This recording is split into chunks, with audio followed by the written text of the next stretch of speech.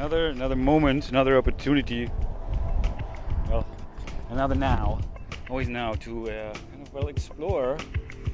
Not just really to explore where I'm going and take you along with me, but to explore the depth of consciousness, to stretch one's consciousness, in order really to become conscious.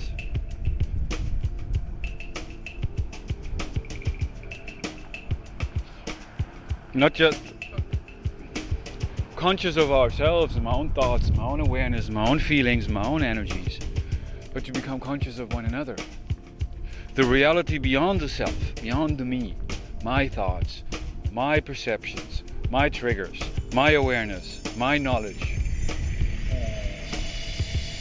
my senses, my wants. It's really,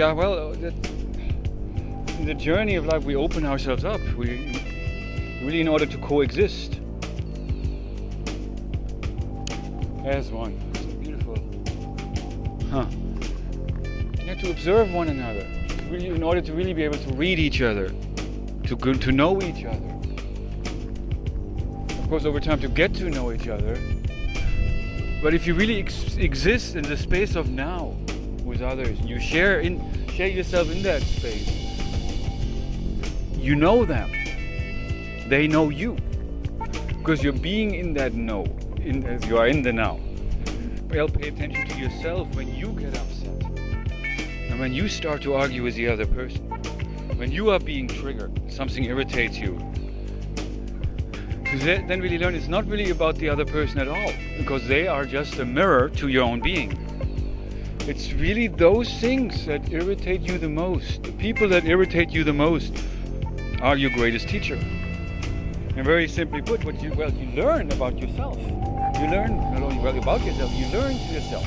You get to know yourself, which is something we have been alienated from. We've lost connection to that, as we already are in that space. Children exist in that space because they do know. They do know, and because they are in the now, fully there. So we just unlearn as we become externally focused in order to serve the system in this market society and production and consumption, and there's something for everybody. We are waking up and we're moving beyond that. In order to move beyond that, to understand the reality of another person. It's important not to blow your horn and push the river. Try to push the process, which many times we do that. Many times we push the process. We push people. Or we feel like we are being pushed, which is when we get irritated, when somebody makes us uncomfortable. And then we're pointing fingers, and we want the other person to stop, to be different, to not irritate us anymore. But by doing that, what we're missing out is on seeing ourselves in the mirror through the other person, in the mirror of that other person, that the other person represents that mirror. And it's just that many times, probably more often than not, many times we see something in somebody else that we don't like.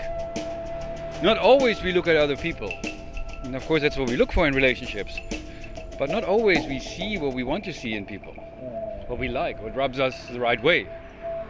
Many times things irritate us, make us feel very uncomfortable.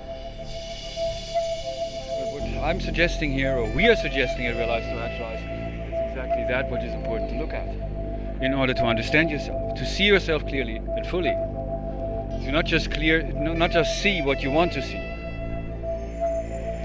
Which is a part of their reality in this world. We all project our own expectations and our own judgments, our own perceptions, which create our own views of reality. But that's just that. It's our view of reality. It's not reality. Well, it's our reality. Of course, it is real to us. It's very real to us. Because that's all we know. That's where we exist. That's why we have certain standards in order to let people close to us. And people overstep certain boundaries, which experienced that very painfully. Actually, my last love relationship, which ended quickly because I said something that she even said that, the woman I was with at the time. Christoph, you kicked over a hornet's nest, you overstepped your boundaries. Which I always felt, very sad, like boundaries? If there's love, there are no boundaries.